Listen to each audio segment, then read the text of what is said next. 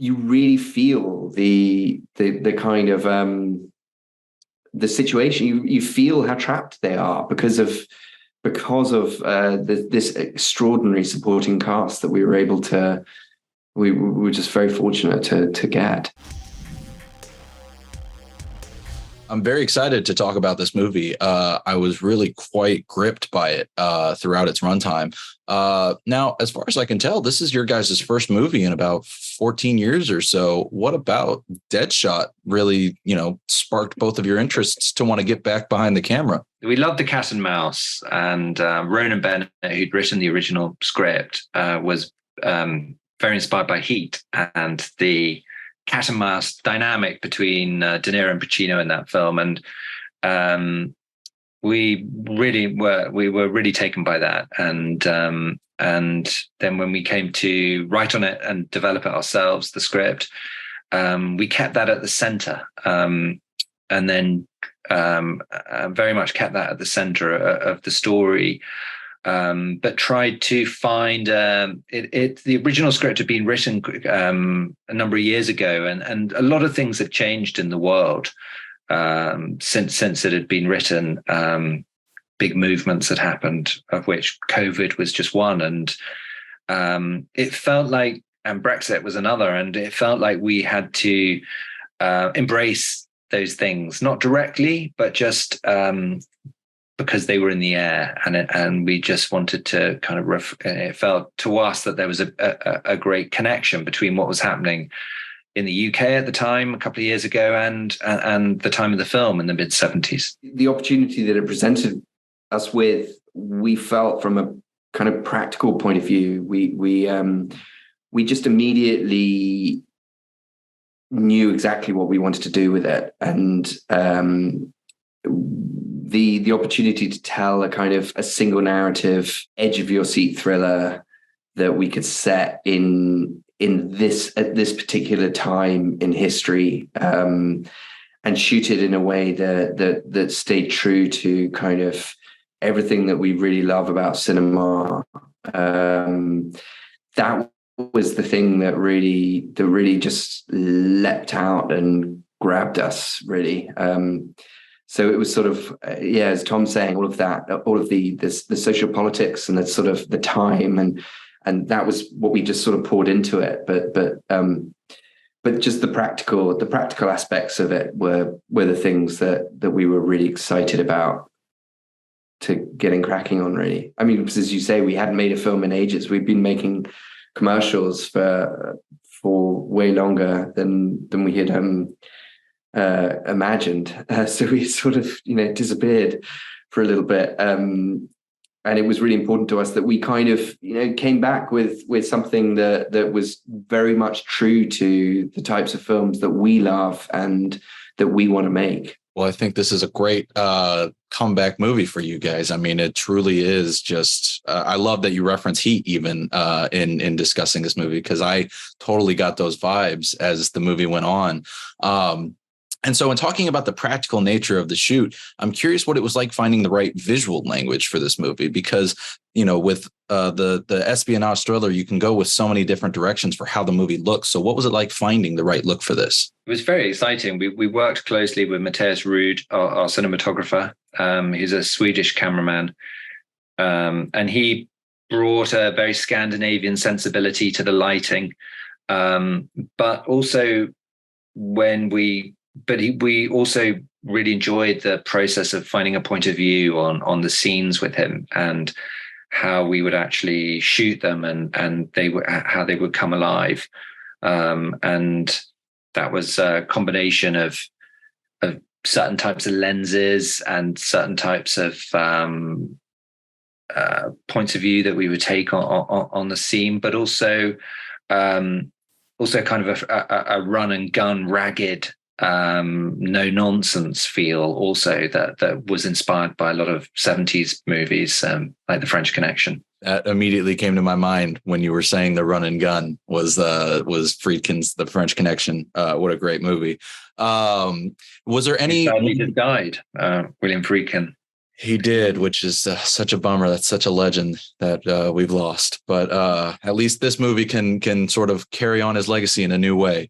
Was there any one scene in particular that you were really passionate about pouring all of your ambition, like visually, for this movie? Well, that's an interesting question, because we were kind of, we were under a lot of pressure with the finance and with the kind of the budget, really, and the time restrictions and the money restrictions were constant, and it was it was, in many respects, it was a very ambitious film to try and kind of pull off, especially in the way that we wanted to sort of do it, so that there were lots of sequences that we ended up having to kind of rewrite or rework or abandon, because we simply couldn't afford to realize them.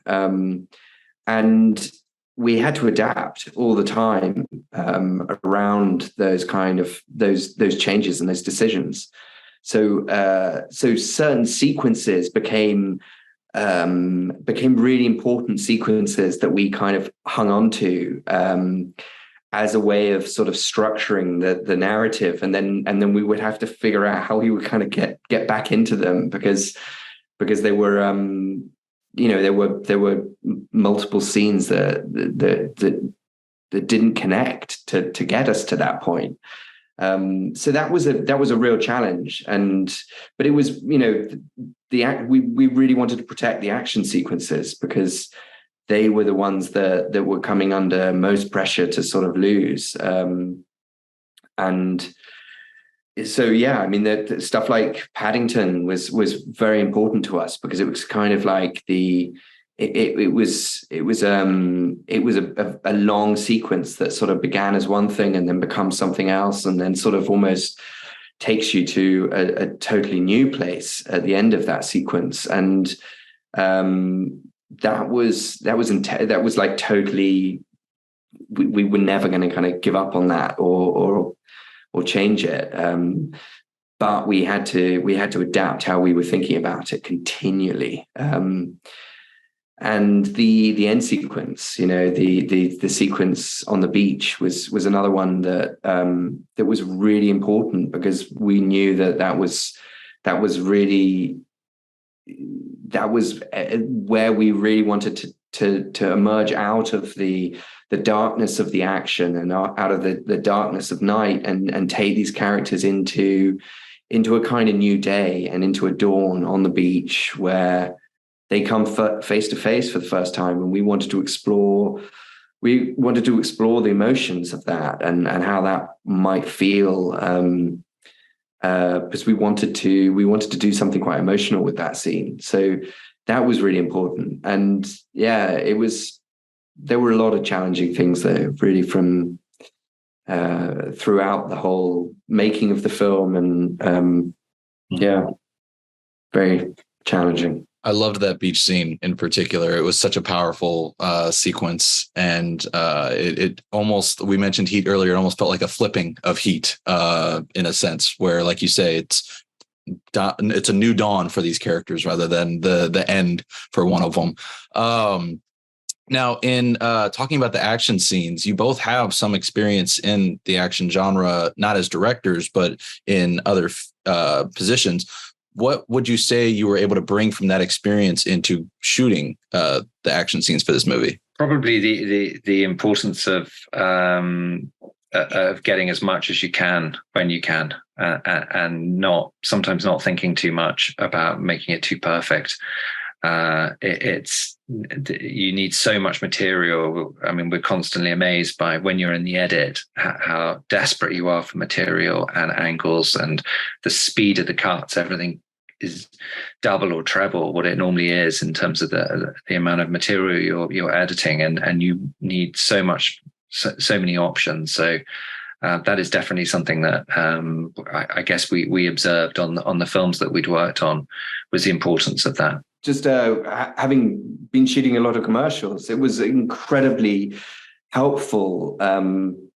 They're amazing to be able to do that, because very often you kind of, you do action sequences within commercials. We've shot tons of car commercials and shooting with cars and figuring out how to do things and what you need and stuff. And they're amazing. It's an amazing thing to be able to go off and shoot commercials in that way. And so we were very fortunate in that we were able to bring a lot of our experience from that world into this. Without trying to blow smoke throughout this whole interview, it pays off really well. I truly, the action is just as great as everything else in this movie. But while the action is as thrilling, I mean, this movie wouldn't be anything without its cast as well. And I'm curious what it was like finding the perfect people to bring these characters to life, especially since you both kind of said like budget was a concern and you have a couple of big name actors on this project. We were incredibly fortunate. I mean, we talk about a Colin and a Mel's performance in a minute, but I mean, we were incredibly fortunate to have actors of the caliber of Felicity Jones and Mark Strong, and Tom Vaughan Lawler, and these extraordinary actors who were able to kind of play these supporting roles. They gave us an amazing context and depth. They brought us such depth to their portrayals of these characters that it really allowed us to kind of it really teed everything up. So when we go into the action sequences and when we explore these more emotional moments with the protagonists, with Michael and Tempest, you really feel the kind of the situation. You feel how trapped they are because of this extraordinary supporting cast that we were able to.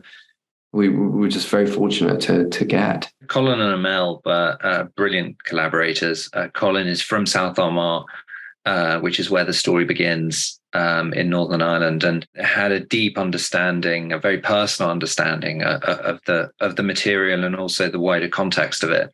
And he brought an incredible intensity and sense of a kind of a haunted intensity to Michael that was, which was amazing. And Mel also, we had a lot of conversations with him before the film began, and we talked a lot about his own personal background and his connection to the part and to the experience of a character like Tempest in London at that time.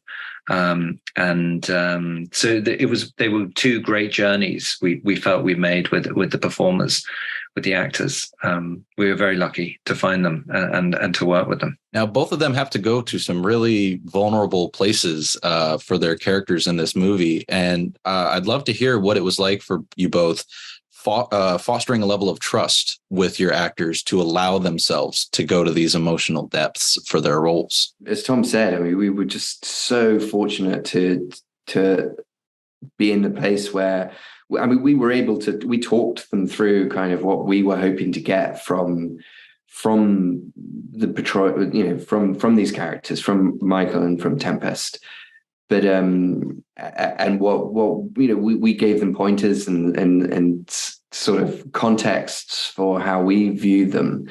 But in the end, it was as Tom's saying. I mean, they brought their own personal resonance to and tremendous amounts of personal experience to these roles, to the point that that putting the camera on Michael and feeling his thoughts and seeing the world that he was escaping from and kind of remembering in his eyes was really powerful, and we really felt that, and it was the same was true of Amal. The kind of the issues of identity and kind of the sense of anger and injustice that he brought and felt was very apparent in his performance.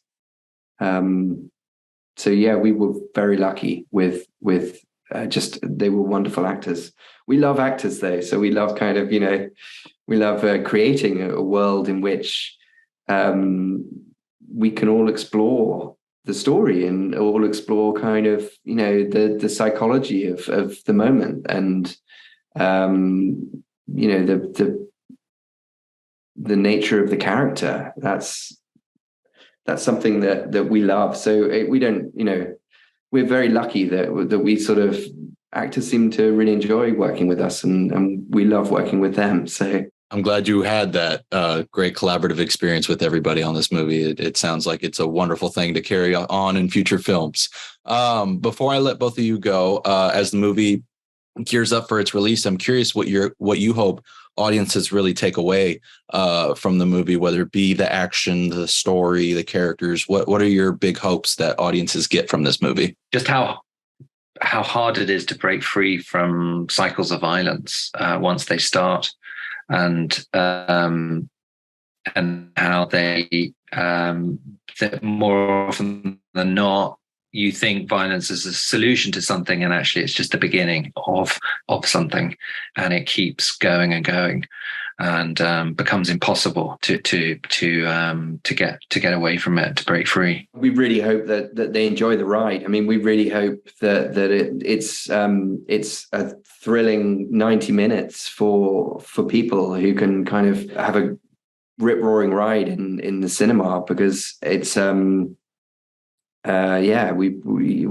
kind of, it's a very energized and exciting film, but we hope that it delivers the message that that Tom's talking about, because not that